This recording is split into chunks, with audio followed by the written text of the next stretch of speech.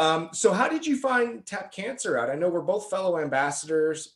We met in kind of a crazy way, you know, in an awesome way. Makes for a great story, I guess. But how did you find Tap Cancer Out? Just through competing or fundraising? How did that happen?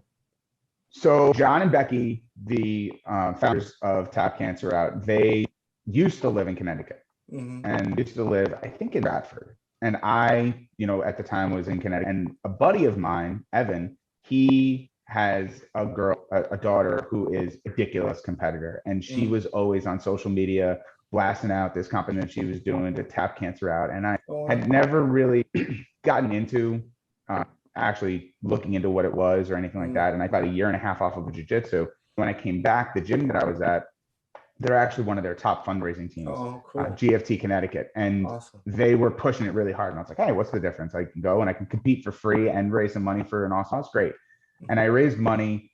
I think I raised close to like $2,200 the first time I competed for them. Yeah. And I did this thing. I wish I had a picture that I could pull up, but I was with my belt. I was a blue belt at the time. And the person that donated, they wrote the name of who they were donating a name of. And I took a piece of tape and I wrote the name and put it around my belt. So I had like 15 or 20 strips. I looked like a 15 stripe blue belt. People thought that I was a sandbagger, but it had all of their names on there.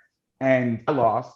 I learned a lot from that experience as far as competition. But the other thing I learned is it's not that I didn't care about losing, but the blow losing was so much less because I knew that I had done so much good in raising money for this organization.